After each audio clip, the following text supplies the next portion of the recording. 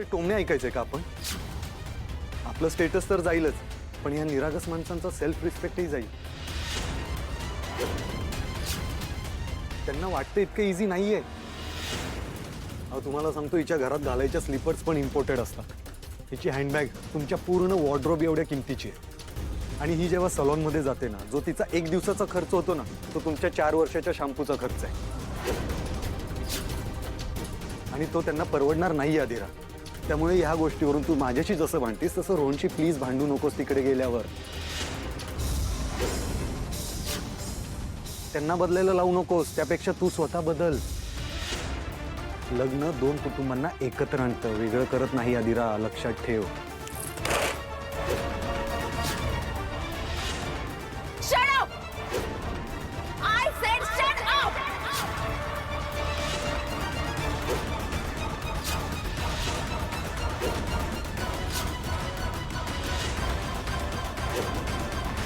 वाह समर, हे latest updates. तयारी जोरात सुरू आहे. First class. आनंद, साखरपुडा झाल्यानंतर लगेच आपल्याला लग्नाच्या तयारीला लागायचंय. तुला कळतं ना, 2 लग्नांची जबाबदारी आहे आपल्यावरती. ती दोन्ही लग्न अतिशय उत्तम पद्धतीने आणि ग्रँडच व्हायला पाहिजे. हो. रोहनच्या ताईच्या लग्नात सुद्धा काही कमी पडू द्यायचं नाही आपल्याला. तू एक काम कर, स्वानंदी आणि प्रतीक यांची गेस्ट लिस्ट सुद्धा मागून घे. म्हणजे त्यांना आपण लवकरात लवकर इन्व्हिटेशन पाठवून देऊया. हो करतो, मी सगळं करतो. तू चिल राहा. बाकी आदिरा काय म्हणतीये? खूप एक्साइटेड असेल ना लग्नासाठी? एक्साइटेड? तू बघितलंस ना, लग्न ठरवण्यासाठी तिने आकाश पाताळ एक केलंय. पण आता वादळ शांत झालंय. खरं म्हणजे मला आदिराच्या सासरच्यांकडची काळजी वाटायची आधी, की तिथे गेल्यानंतर हिच्या वागण्यामुळे काय होईल त्या घरातलं. पण नाही रे, लग्न ठरल्यापासून बदलली ती. तिचा उतावीळपणा कमी झालाय. आपल्याला हवं तसं वागणं, हवं तसं बोलणं कमी झालंय. शांत झाली, थोडी मॅच्युअर झाली.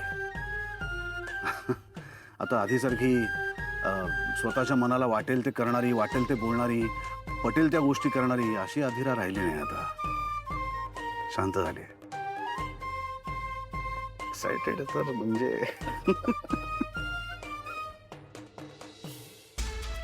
गप्प बस म्हणून सांगते ना तुला. Enough is enough. Aadira, control yourself. तू मला सांगतोस कंट्रोल करायला? माझं नाव खराब होतं बघ. तुला माहिती का तू काय काय म्हणत होता? तो म्हणत होता की त्यांच्या 4 वर्षांच्या शॅम्पूचा खर्च म्हणजे माझ्या 1 दिवसाचा सलॉनचा खर्च. What is this nonsense? आणि म्हणे त्यांचा वीकेंड गेट अवे म्हणजे फक्त जुहू चौपाटीला जायचं आणि तिथे चाट खायचं. व्हॉट इज दिस? इतकं इन्सल्टिंग बोलत होता. And he didn't just stop here, he just went on and on and on.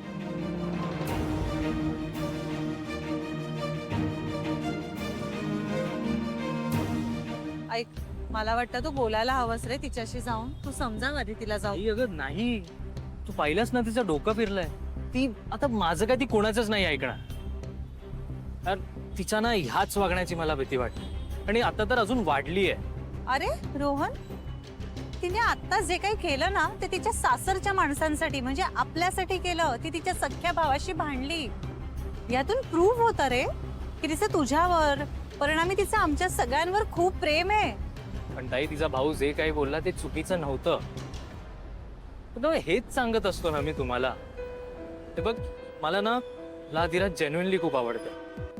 पण तिच्या लाईफस्टाईल मध्ये आणि माझ्या लाईफस्टाईल मध्ये खूप फरक आहे. रोहन, अरे लग्न झाल्यानंतर प्रत्येकाला आपलं लाईफस्टाईल बदलावं लागतं. आणि हे फक्त तिला नाही, उद्या तिच्यासाठी तुला सुद्धा खूप बदल करावे लागणार आहेत तुझ्या आयुष्यात. आणि दॅट इज ओके. लग्नामध्ये हेच तर होतं. हो, मला मान्य आहे ती थोडी इम्पल्सिव्हली बोलते, पण विचार न करता बोलणारी माणसं खरी असतात रे. मनातलं बोलतात, स्वच्छ मनाने बोलते ना ती. आणि एक लक्षात ठेव बाबा, आता घरी गेलास की ह्यातलं काही आई बाबांना नको कळू देऊस. मी कशाला कोणाला सांगेन ताई. मला लग्न करायचंय तिच्याशी. पण मला आता खात्री नाही वाटत आहे का या सगळ्याची. ती छान संसार करेल तुझ्या बरोबर. हे बघ, आता तिचा भाऊ जे काही बोलत होता ना आपल्याला, ते तिलाही आवडत नव्हतं. मी मान्य करते, कदाचित ती जागा नव्हती असं काही बोलावं याची, पण ती उभी राहिली ना तुझ्या बाजूने. तू सेन्सिबल भाऊ आहेस माझा, आणि मला खात्री आहे तूही तिच्याबरोबर तसंच वागणार आहेस. प्रेमाने तिला समजवणार आहेस. ठीक आहे?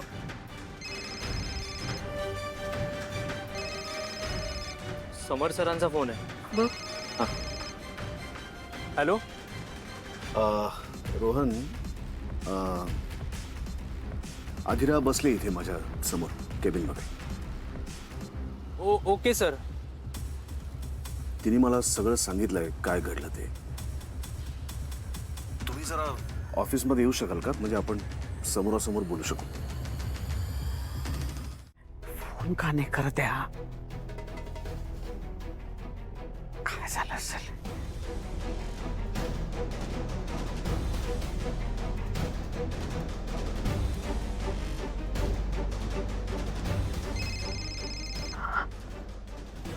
हॅलो, झालं का? अगं मॉम, किती एक्साइटमेंट. पहिल्या रिंग मध्येच फोन उचललास. आगाऊपणा करू नकोस, पटकन सांग. आपलं जे ठरलं तसंच झालंय ना? अगं त्याहून चांगलं झालंय. आदिरा खरंच खूप बावळट आहे. मी रिमोटचं एक एक बटन दाबत गेलो आणि असा काही धमाका झालाय ना. तू म्हणाली होतीस तशी अधिरा ब्लास्ट झालीय. अशी काही रिॲक्ट झाली ती की सगळे बघत होते दुकानातले. आणि रोहन आणि त्याची बहीण तर भूत बघितल्यासारखं बघत होते. मस्त घाबरले दोघं.